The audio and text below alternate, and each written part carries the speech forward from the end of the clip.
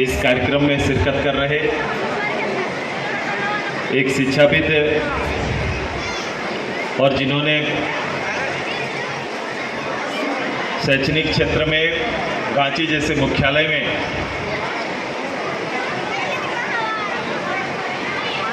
इतनी स्पर्धा के बाद भी शैक्षणिक के श्रेष्ठ मानक को स्थापित किया।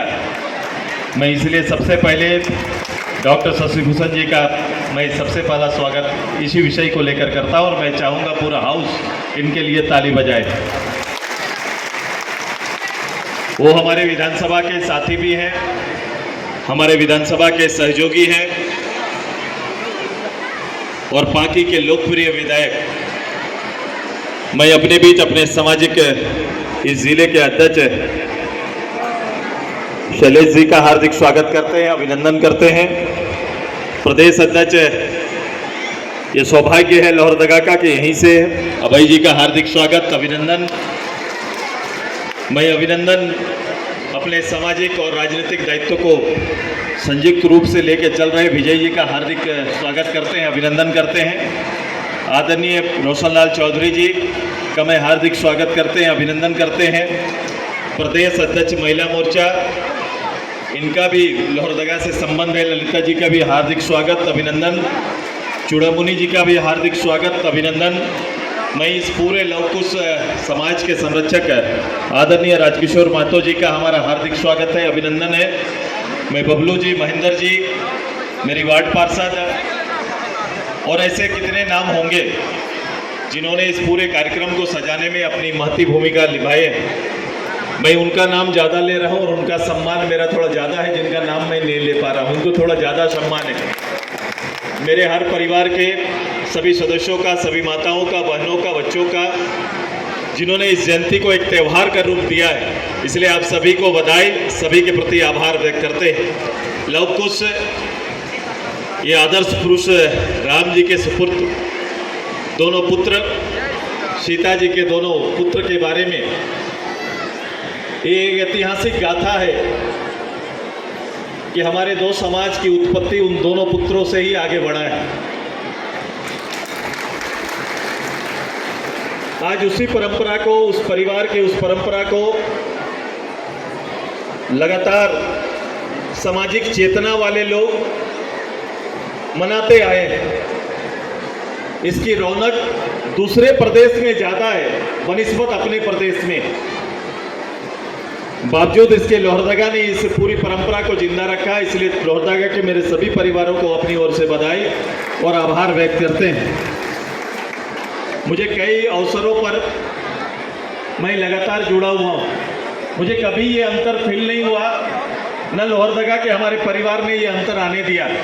जब जब ऐसे आयोजन हो तो लोहरदगा के परिवार निश्चित रूप से उस दिन का तय करके मेरे पास ज़रूर आते हैं। ये लगातार वर्षों से हमारा चल रहा है।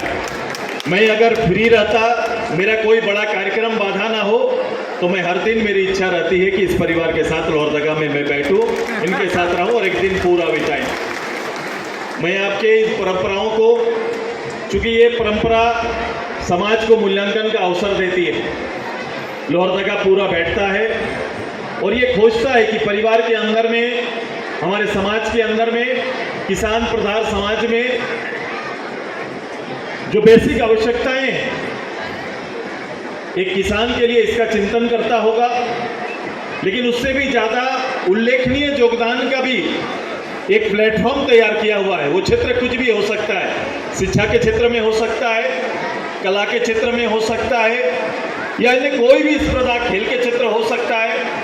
जहाँ ये अवसर इस समाज के पुत्र पुत्रियों को मिलता है तो निश्चित रूप से इस उल्लास में उनको भी सामने खड़ा करके सम्मानित, उसके माता पिता और उनको सम्मानित करने का भी अवसर देता है। तो लोगों को इंतजार होता है कि मैं अगर विद्यालय में अच्छा किया, विश्वविद्यालय में अच्छा किया, मैंने खेल में अच्छा किया, कला क्षेत्र में अच्छा किया, तो माँ बाप और टीचर का तो आशीर्वाद मिल गया, समाज का आशीर्वाद कब मिलेगा? तो वो लवकुश जयंती का इंतजार करता है कि समाज किस दिन हमें आशीर्वाद देगा। और उस इंतजार में आज के इस कार्यक्रम में निश्चित रूप से इस आशीर्वाद का आकांक्षी होता है। मैं अभी मेरे शशिभूषण बाबू इस समाज के राजनीतिक दायित्व के बारे में उल्लेख कर रहे थे। मुझे लगता है कि सबसे गंभीर विषय है, क्योंकि हर समाज को अपने सामाजिक और आर्थिक चिंतन करने का अधिकार है। ये पूरा विश्व में हर समाज अपने अपने तरीके से देश राज करते आया है, लेकिन बैठ के थोड़ा चिंता और सोचना पड़ेगा कि छोटा छोटा समाज अपनी भूमिका के बारे में सोच रहा है, क्या हम ऐसा कर पा रहे हैं, क्या हमने किया है क्या।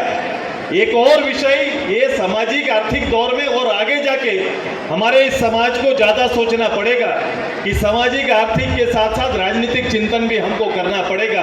क्या मेरी भागीदारी मेरे जनसंख्या के अनुपात में है क्या, कि राजनीति में जो जवाबदेही हमें होनी चाहिए एक छोटे स्तर से लेकर बड़े स्तर पर अपने सामाजिक अगुवा लोगों को होना चाहिए, क्या हम वहाँ विद्यमान हैं क्या उस दायित्व को हम निभा पा रहे हैं क्या।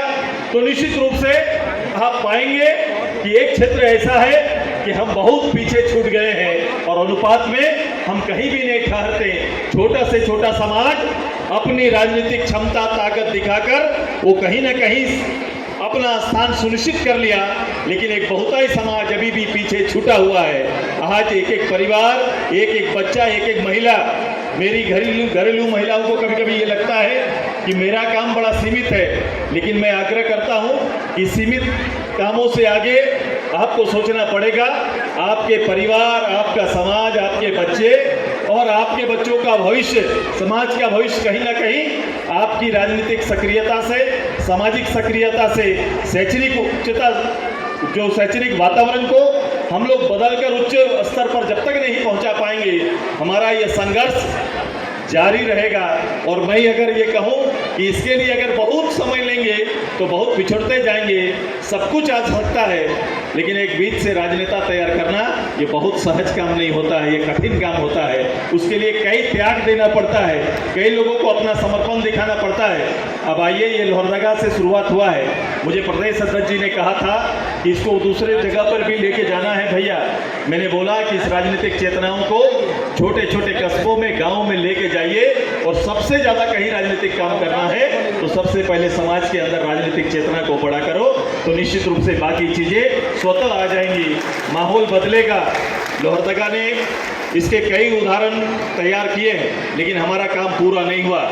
हमारे सभी परिवार को एक साथ आना पड़ेगा। अब समय आ गया है। जितना समय हम लोग ने खोया है उस समय ने हमारा नुकसान किया, किसी और का नहीं, हमारा और आपका नुकसान हुआ है। इस नुकसान की भरपाई केवल एक रास्ता है कि हमें इन तीनों क्षेत्रों में अपना चिंतन को बड़ा करते हुए अपने अपने परिवार, अपने भविष्य और इस राज्य की चिंता को बड़ा करते हुए इसे आगे बढ़ाना पड़ेगा। छोटे छोटे आइडल जो भी हैं उसको दूर करना पड़ेगा। और एक चीज़ पता नहीं राम राज्य के इस 2 अवतार में कहाँ से आ गया, कि अहम कहाँ से आ गया। इस अहम को तोड़ना पड़ेगा। अहम हो तो अपने हुनर का अहम करें, अपने आने वाले या जो हमारे लिए जो शक्तियाँ पैदा हो रही है उसको तैयार करें और इसको त्याग करें। एक शपथ हर कार्यक्रम से पहले ले लीजिए कि हम इन तीनों क्षेत्र में, आर्थिक, सामाजिक, राजनीतिक तरक्की में अपने अहम को कभी भी आने नहीं देंगे। और एक दूसरे को हाथ देने की आदत डालिए। ये आदत हमारे बीच में नहीं देखा जाता है। अपने लोगों को खींच के ऊपर ले जाने का, हमेशा आँख को मुट्ठी बांध कर मत रहिए। अपने से जो नीचे हैं उनके लिए एक हाथ बढ़ा के रखिए, तब जाके हम उनको ऊपर ले आ पाएंगे। इसको वातावरण में लाइए, इसको वातावरण में लाइए, इसको सोच वर्ग में लाइए। और जब तक ये काम ना करेंगे तो आपके इर्द गिर्द कई उदाहरण देखे होंगे जो समाज शायद वो हतर नहीं रखता होगा, लेकिन वो कोशिश करता है कि अपने समाज के निचले दबे हुए लोगों को हाथ देकर ऊपर लेके आए। ये तैयारी भी रखनी पड़ेगी। खुला दिल, खुला मन से काम करना प्रारंभ करते हैं। ये मंच निश्चित रूप से मेरी बातों पर चिंता करेगा। लोहरदगा का एक एक परिवार इन बातों को चिंता करिए और एकदम अड्डी होकर काम करिए। मेरा संरक्षण, मेरा योगदान आपको समर्पित है। राजनीतिक क्षितिज में जो भी आएगा, जो भी अवसर मिलेगा, आपका मान और सम्मान बढ़ाने का काम लगातार आपका बेटा करेगा। इन्हीं शब्दों के साथ मैं अपनी बातों को अंत करते हुए, मैं शायद बहुत लोग को सुन नहीं पाऊंगा, मैं बहुत लोगों का उत्कृष्ट नृत्य देख नहीं पाऊंगा, और कई ऐसे उत्कृष्ट छात्र छात्रा जिनको आप सम्मानित करते हैं, मैं उनको प्रत्यक्ष रूप से नहीं कर पाऊंगा, लेकिन मेरा आशीर्वाद, मेरा सहयोग और उसके उज्जवल भविष्य की कामना करते हुए मैं अपनी बात को अंत करता हूं। बहुत बहुत बधाई, बहुत बहुत धन्यवाद।